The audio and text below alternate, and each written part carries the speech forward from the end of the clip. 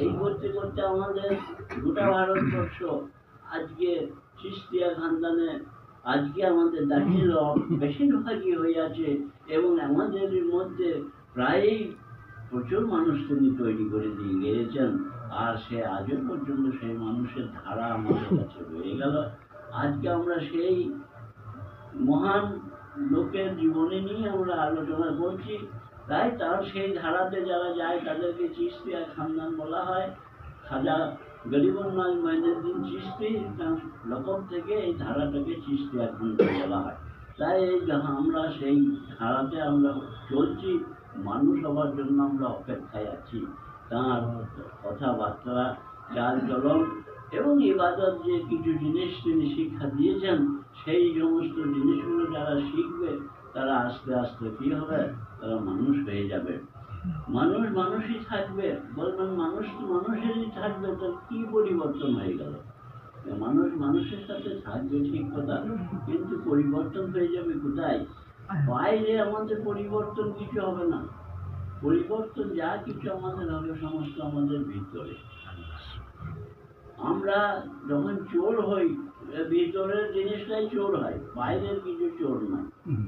আবার যখন সাধু হই, বাইরেও সাধু নাই, সাধু ভিতরেই হয়, নাকি গো?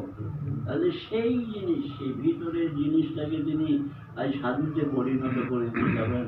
ছিলাম আমরা কাঁচা সোনা, এখন হয়ে যাবো পাকা সোনা তাঁর সান্নিধ্যে।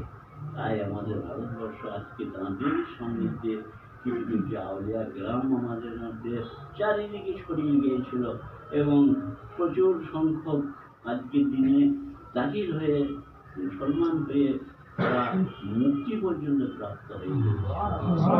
তাহলে বুঝতে পারা যাচ্ছে যে সেই মহান ব্যক্তিরা যদি আমাদের পদার্পণ না করতেন এখানে, তাহলে আমরা সে পশুই শিখে যেতাম। মানুষ এখন হলাম, আবার কালকে গিয়ে হয়তো গরু ছাগল ভেড়া এর মধ্যে দাখিল হয়ে যাবো, নাই গাছপালা হয়ে যাবো, যাই কিছু হয়ে যাবো।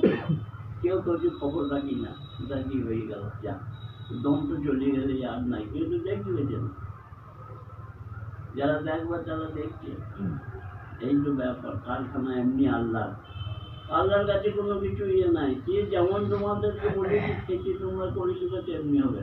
আর তার যেমন নিয়ম আছে সেই নিয়মের কাছে তোমরা করে যাবে, সেইভাবেই চলবে, এইভাবেই হয়ে আসছে।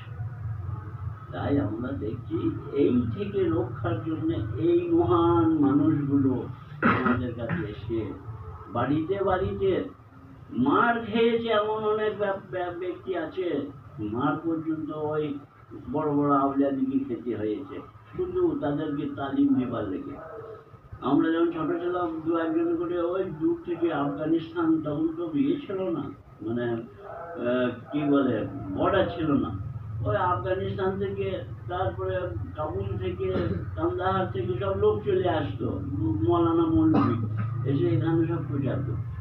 আমরা তখন ছোট, তো দেখতাম সব আসছে। একজনা আমাদের সঙ্গে এসেছিল, ওর নাম মস্তান, মস্তান করতো, নেড়া পড়া মানুষ, মাথাটা নেড়া, এসে খালি কিছুই তার কাজ নাই, যে নামাজ পড়ছেন তাকে ধরে নিয়ে মসজিদে মাথায় করে তুলে মসজিদে নিয়ে এসে দাখিল করবে। এবার খুঁজে খুঁজে বেড়াচ্ছে, যে না হচ্ছে সে তাকে ঢুকুইছে। আমাদের পাশের মসজিদের পাশেই আমাদের হবিব চাচার বাড়ি, এবং কোনোদিন মসজিদ ঢুকে নাই, তাকে ধরেছি গিয়ে তারপরে ধরিয়ে যাবো হবিব চাচাকে, এই কারণ মসজিদে নামাজ পড়তে যেতে হবে। সে বিচারা করে করে, সে ছেলে মানুষ বেরোবে শক্তি রাখতো, কিন্তু যদি মারামারি লেগে গেল, ইয়ে কাঁচা থাকবে, ও কাঁচা থাকবে, ছাড়বো মসজিদ নিয়ে যাবো। আচ্ছা বলো তো কি দরকার করেছি তার সেই আফগানিস্তানের লোক তার ওখানে আসি করার? কিন্তু সে বুঝেছে যে আমার এই ভাই আগুনে পড়তে যেতে ও চোখে দেখছে যে মারাত্মক আগুনে গিয়ে পড়বে, আর কিছুদিন বাদ এইটা চলে গেলাম, তাহলেও যদি সমানে দেয় তাহলে আমার যেটাই হোক, আমি দুটো কাঁচার গায়ে খাই, যায় আসে না কিছু, লোকটা আমি উদ্ধার করবো আগুন থেকে, তবে তো আমি ভাই।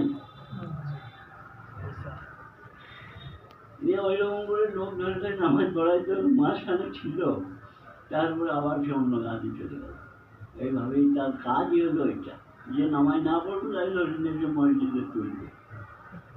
মানে কেন কি দরকার পড়েছে তার? সে দেখেছে যে যাহা এই লোকগুলো চলে যাচ্ছে একটা অধঃপতনে, তাদের হাত থেকে বাঁচায়। আমরা তখন ছোট, এই 6-7 বছর